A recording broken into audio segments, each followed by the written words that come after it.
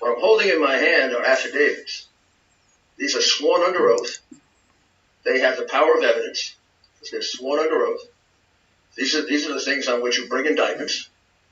And they allege massive cheating, particularly on the part of the Democrat Party of Detroit, to the extent of easily 500,000, 600,000, 700,000 illegal votes, calculated many different ways. The second part of the case is an analysis of the voting machine that you used in much of the state, I believe much of the state, not all, Dominion, which broke down in Antrim County. That alerted people to take a look at it, and lo and behold, it became a tremendous surprise to the people of America.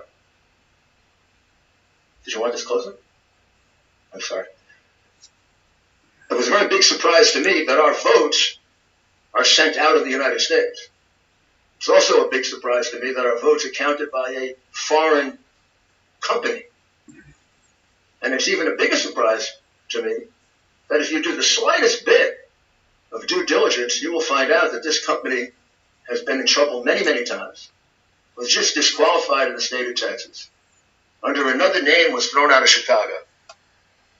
In its infancy, had ties with Hugo Chavez, Venezuela, conducted fraudulent elections in 2 South American countries, and have been disqualified in several other countries and states.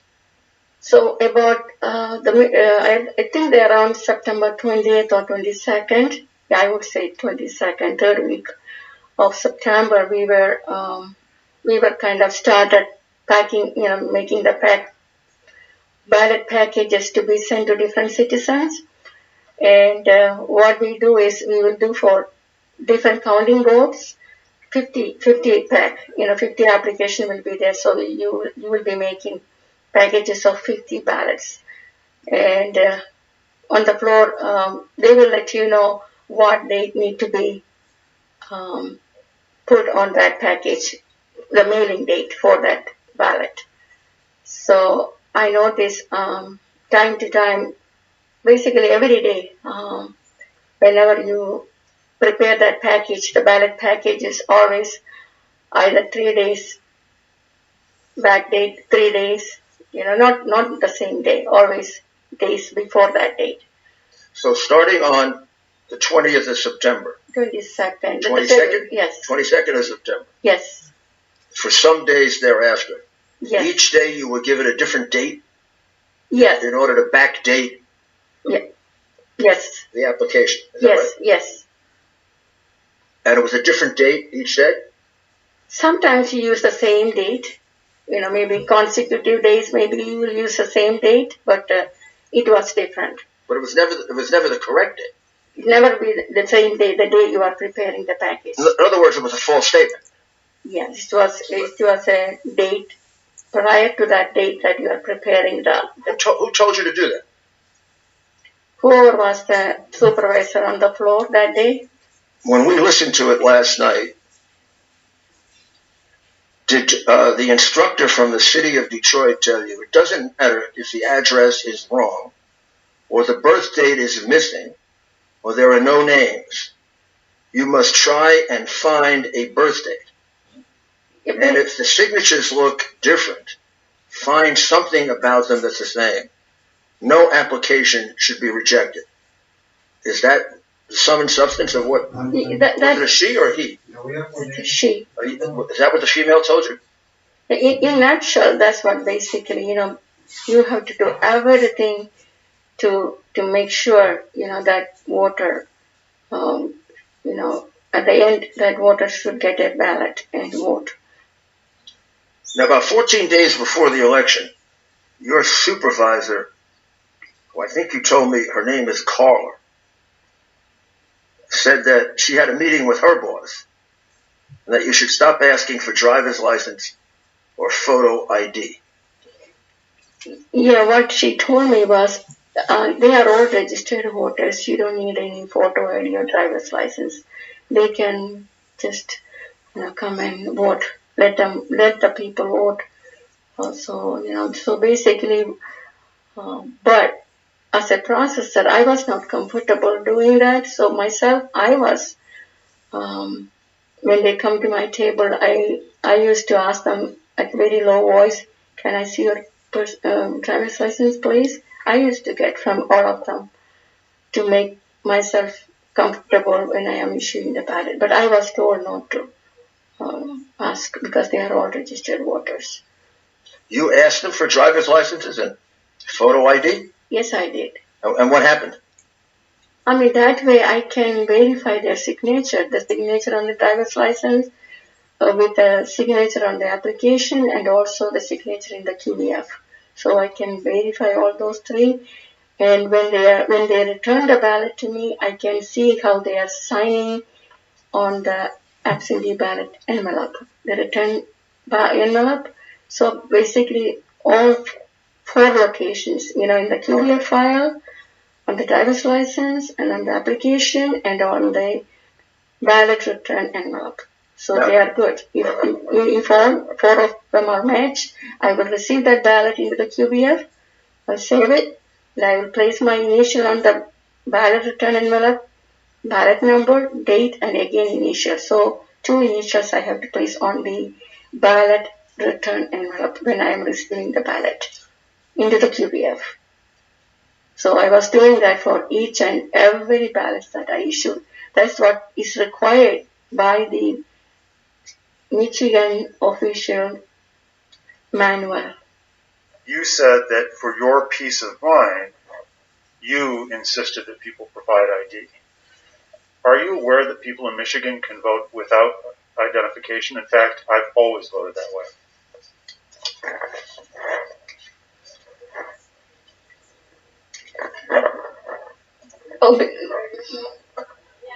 You're not aware of that? Members of the audience, please, let's be respectful. Thank you. Ma'am, are you aware of that, ma'am? See, 0 to 14 days, 0 to 14 days, that is the restricted registration time. You have to have the ID and also the proof of residency. And if you don't have the driver's license, you have to submit an affidavit, and also you have to have a passport or something, photo ID. That's my understanding. Okay, you're confused. Thank you. Ms. Jacobs, I know that you've given testimony previously. We've heard your story in the media. I know that you gave testimony yesterday as well. Judge Kenny in Wayne County Circuit Court. May I ask? He has his testimony yesterday.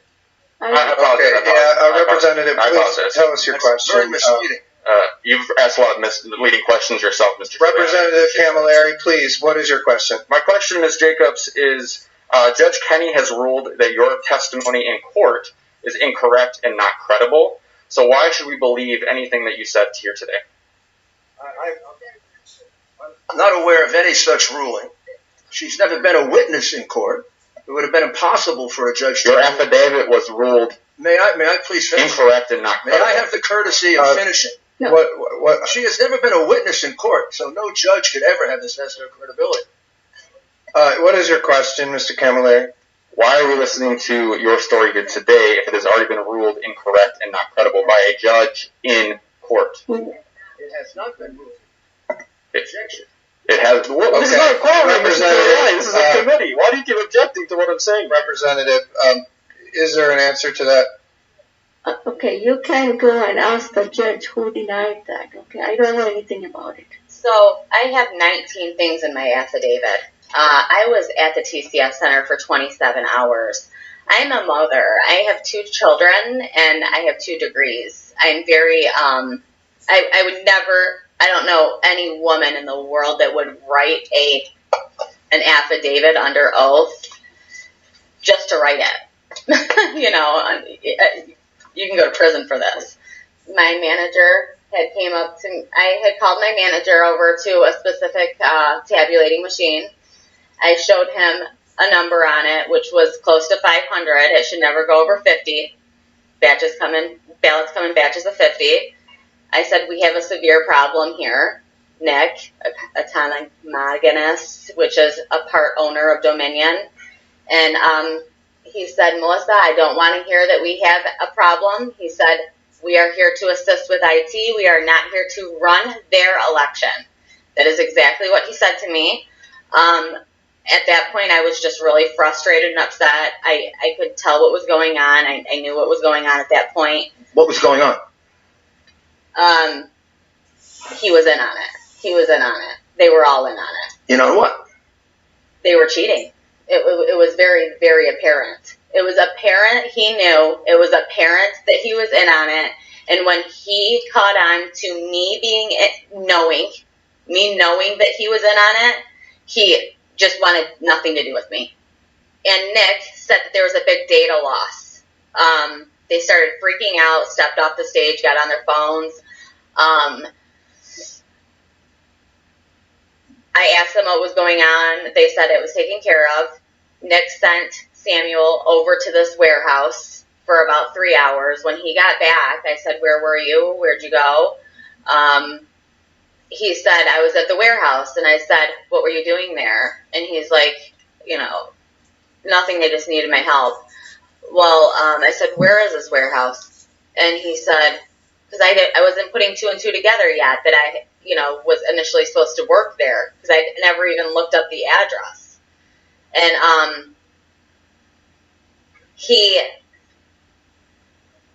what I believe is it wasn't a data loss. It was actually when they found out Trump was ahead 100,000 votes, and they sent Nick over there to assist with these ballots that came in these vans full of ballots that people can attest to, that they witnessed being carried out of these vans at the TCF Center.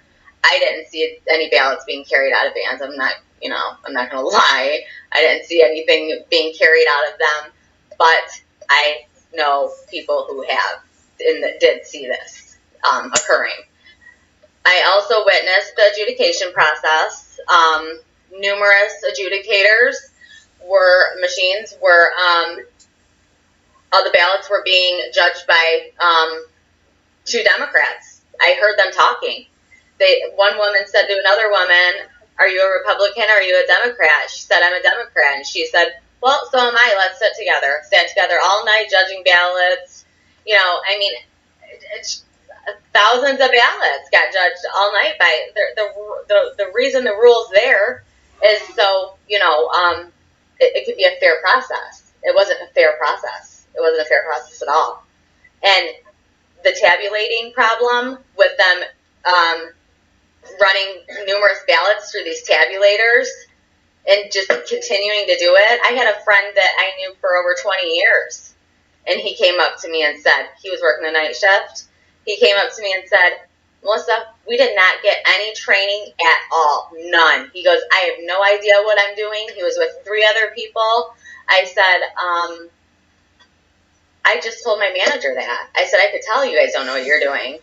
And he said, "Nope, we were trained on the adjudication process, not the tabulation process." And I said, "So you don't know what you're doing?" And he said, "Nope." I said, "Great, that's just great." But why is it that we're not having more people come forward? I mean, it seems like if there I'll was tell you why. widespread fraud, that we'd have dozens and dozens of people. I'll tell you why. My life has been destroyed. My life has been completely destroyed because of this. I've lost family. I've lost friends. I've been threatened. My kids have been threatened. I've had to move. I've had to change my phone number. I've had to get rid of social media. Nobody wants to come forward. They're getting threatened. Their lives are getting ruined. I can't even get an actual job anymore. I can't. Because Democrats like to ruin your lives. That's why. All right. And again, I just want to tell everybody here that when we became a poll challenger, our intent was not to get into fights with anybody. I'm an immigrant, and this country gave me a platform to be what I am today. I run a successful IT business. I'm one of the fastest 50 growing companies in America. And I really love this country. When I became a citizen of this country, it was a choice I made. I had to give up my Indian citizenship to become a U.S. citizen. It's a choice we all make. That's a country we grew up in, but this is a country we chose to live. So we just have a lot of respect for this country. Putting ourselves out here, it's not fun. Trying to get our names out there, trying to just kind of intimidate us. You have to understand, coming to a country where we have nobody, and then start our life here, it takes a lot of courage. So we do have courage. And especially for me to do this, it's really scary. It was very scary because I am a very private person. I have no social media accounts. I just like to live a very private life. But I knew what was at stake from what I witnessed at TCF, and my heart broke because I had a lot of respect. I still have a lot of respect for this country, and I don't believe in racism as like the mainstream media narrative. This country has given me a lot, and I'm very thankful for it. So today when I'm doing this, it's not because I'm trying to say who's good or who's bad. I'm just saying that this needs to be fixed. In a country like India, we have a national identification card without which we cannot vote. When we come into this country, we have a retina scan, we have fingerprints, everything when we're entering into this country through a border. How is that a vote, which is the single most important thing any person can do, is actually being cast without an ID, without any kind of oversight, and those ballots getting duplicated without an oversight, and all of this fraud that was happening, it was heartbreaking. So that's why I decided to put myself here. Another thing that I noticed is that there were Democratic challengers there. I don't even call them challengers. They were agitators. They were only there with one purpose. When GOP people or nonpartisan people signed up, we were only trying to ensure that there was integrity. Whereas when Democratic challengers signed up, their only purpose there was to intimidate the GOP people and get them out. So that was what was happening on the 4th when I got on the floor. I didn't have my GOP tag on, so automatically I was assumed to be a Democrat. And I have seen some women who came to me and said, let's get these MFs out.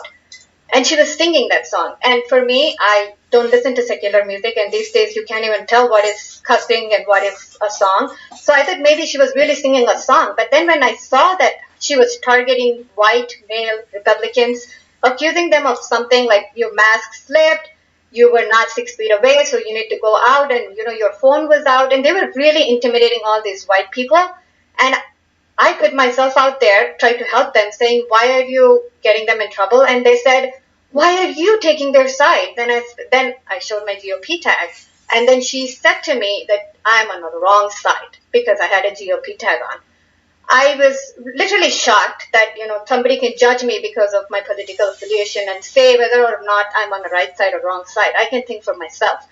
But then at that point, I saw that Republicans were getting escorted, and so many people got escorted that we became pretty scarce. We couldn't even man, we had only one person manning 4 or 5 tables because we were so low on numbers, and there were so many Democratic challengers there. So I just went to Election Integrity Fund and got my nonpartisan tag.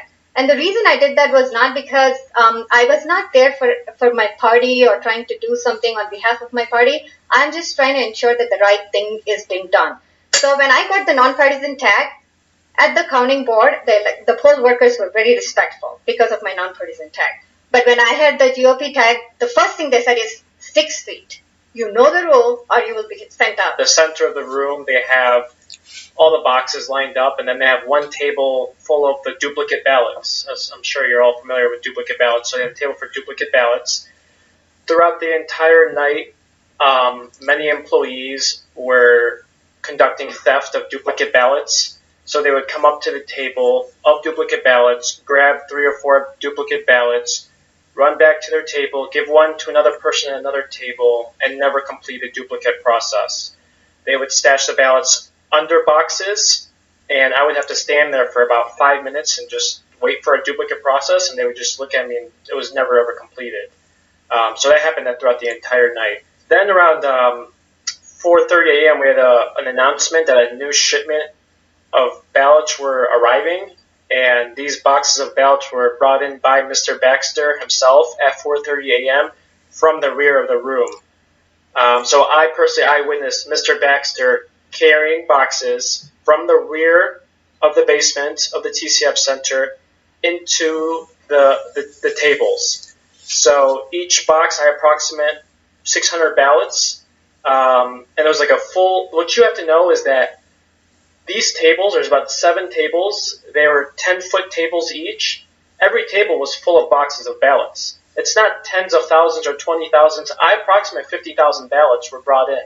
Now, were all of those ballots brought in from the rear entrance to the TCF Center? I don't know. They were brought in from the TCF Center, but there was a lot more than just the ones that were brought in from the rear entrance to the TCF Center. And I'm talking, this is the 6 a.m. This is when we're starting at 6 a.m., 4:30, 5 a.m. It was 50,000 ballots on the table, equal to the 2 rounds that we did before. We did a round around 10 p.m. to about 1 a.m. and then 1 a.m. to about 4 a.m. And then the boxes were brought in from the rear around 4:30. Then they had the shift change from around 5 to 6.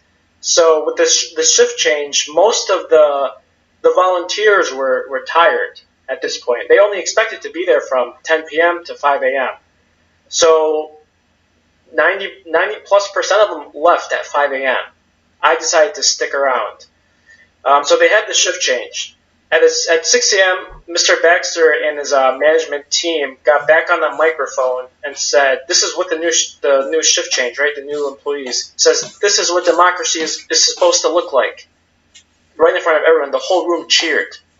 So this is how you know it's a good sign of a violation, that there's an imbalance of poll workers. From 6 a.m. to about 2 p.m. the next day, because I was doing duplicates, from these duplicate ballots I observed, none of them were for Trump. None of them. And from the other 2 shifts or 2 rounds that we did earlier, only 1 ballot that I witnessed from a duplicate was for Trump. So I'm talking just a dozen of my sampling from that 1 shift of 6 a.m. to 2 p.m., none. Throughout the whole night, I only saw 1. 3 other challengers around me told me the same thing from their sampling. So, also, we challenged ballots all night. Every challenge was refused.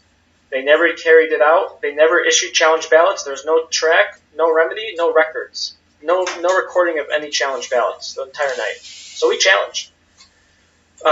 Poll workers changed duplicate ballots to straight Democrat ticket. So, for example, it would be like a mixed ticket, bubbles filled in everywhere. I witnessed employees taking their pen and filling in the Democrat straight ticket when it's not. And so you're going to have other people testify that when it goes to adjudication that they see 2 different parties filled in. And then 9 times out of 10, you're also going to have testimony too that says that the employees were saying it should go to the Democrats. That's true. Because there's 200 tables, 150 tables, so however many tables there are, 5 employees per table, and they all have pens. And I witnessed them writing a ticket for the straight Democrat ticket. So I also witnessed like duplicates of duplicate ballots, which was very strange to me. We were making a duplicate, take it back to the tabulator, and again, make another duplicate of the duplicate. I personally asked the employees, hey, why are we making, first verify, is this a duplicate of a duplicate? They said yes. I said, why? This is the tabulator says unknown reasons. Okay. I was at table 57 where I said that I saw a stack of ballots which had a sticky note on it saying not an EPB/S. They didn't know what that meant, but it didn't take me long to figure out why it was saying what it meant. It is when they would scan a ballot, nothing would come on the system, so they would manually enter these, and that's when I figured out that they were not even referring to the poll book. So it is EPB/S, meaning election poll book or system. So none of these details were in either of those. And the thing that I said, when I started writing down the ballot numbers and the last names of the person of the ballot that had the name on that ballot, they were all in sequence. These are absentee ballots, mail-in ballots. They cannot be in sequence. 2232 cannot have 2233 next to it, because if they're mailed in, they come in all different numbers. And when I started noticing that these numbers are almost next to each other, like one or the other was in the middle, but then they were almost next to each other, my antennas went up. That's exactly when I thought something is not right here. Then I asked the supervisor. There was not even a date on those envelopes. It said November 0-2020. There was no second number there. Then I said, what is the date on this one? Then they got really mad at me. They said, you're not letting us do our job. You're disturbing us. And at that point, because we really don't want to be kicked out, so we were just kind of not challenging anything because we want to still stay in the room because we barely had anybody. Not only that, the sequence ballot numbers were all from the same area, like the Goddard Street in the downtown Detroit. Goddard Street, sequential ballots, signatures were all alike. They had no date stamp. It said, like, it was empty after 0. There was no third or second or first or nothing. And none of them were coming up in the system. They were all being entered manually. They even knew that none of these details would even be in the poll book or in the system. Point of order. Do you have a point of order? I'm sorry? Do you have a point of order? Yes. What is your point of order? Point of order is to have them under oath. You're out of order. As I've said, this is something that is not done here in this state. It's really only... it may not be done under the state, but you're allowing people to come in here and lie, and I know they're lying. Representative, you're out of order. I've indulged you, but you're out of order, and we're going to move on. On behalf of my witnesses, I would like to point out that every single witness we've presented here has sworn an affidavit as to all of these facts. And so, Representative, please, I gave you some room there, but we're going to move on. As I mentioned, the team that we joined that began studying this back in 2018 after the Kentucky governor's race, and then several races in Texas with the ES&S machines, we really started looking at the lineage of these companies and the code to the software, and they really seem all go back to Smartmatic, or SGO Smartmatic. They do have licensure agreements between Smartmatic and Dominion, between Smartmatic and ES&S, which is another major voting machine. And really the core of these voting systems are rife with vulnerabilities. I was an information warfare officer, so I looked at ways to penetrate, defeat, and corrupt other systems, whether it was through electronic warfare, through other means. And these systems are highly vulnerable to penetrations at multiple levels throughout the system. The easiest way and the most discreet way is USB drives. In classified systems in the military, I worked with both secret, top secret, and other special access programs. All those machines had the USB drives deactivated. You could not use them just because of the critical vulnerability. These machines all work off of USB drives, and so we've found in dealing with Pennsylvania and in Arizona, there is no control, there is no chain of custody in the USB drives. Workers can stick a USB drive in. We can stick a USB drive into any of our laptops. You don't know what's on there, and you can change software, you can change operating systems with the USB drives. Through some of the leaked information from the Panama banking system, that SGO, Smartmatic, and Dominion both share a physical address in a small building in Barbados as registered headquarters. So these companies share licensing agreements. They share a common core of their DNA is the code, is the software. And I'll be happy to provide you an electronic copy of this operator's manual. And when you read through here, and you can see all the options that administrators and operators of these systems have, like some of the previous witnesses mentioned, they can assign, they can vote blank ballots, they can delete data, they can they can mass adjudicate write-in ballots. And so it is designed to be inaccurate. It's designed to, if an individual or a team of individuals had a malign purpose, this would be the tool that I would want to use. This represents the affidavits of the people that we didn't get a chance to call. There are hundreds of them. And they specifically allege similar acts of fraud, very similar to the witnesses that you heard. I find it puzzling that there seems to be such confusion about it. maybe because of my background as a prosecutor, it's pretty obvious to me what happened here.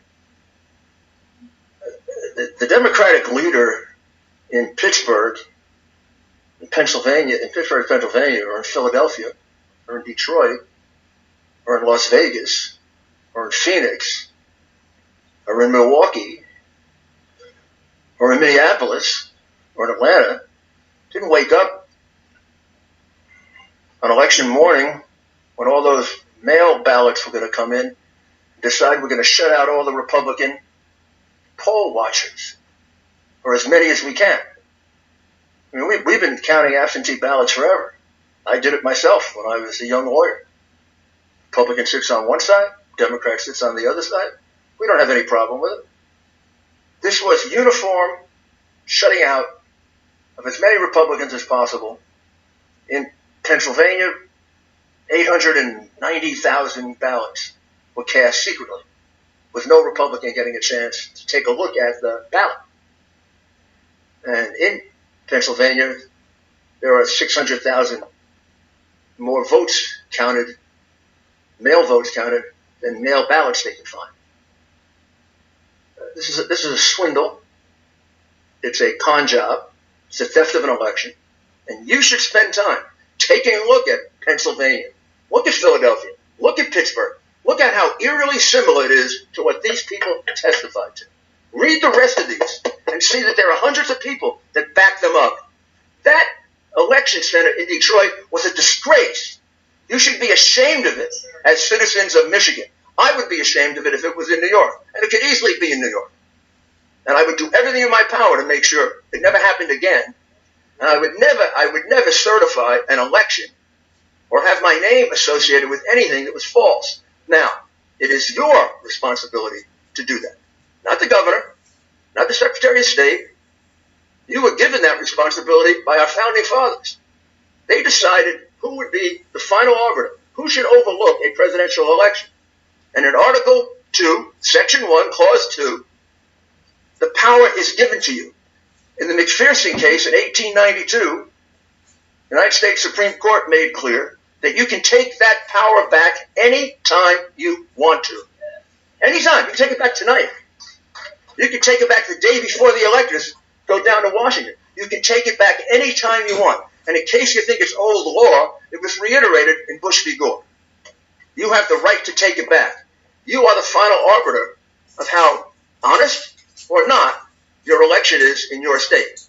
And it's your responsibility to stand up to that. And all I can tell you is, we let them get away with this. I don't know what happens after this. This was a concerted plan to fix this election.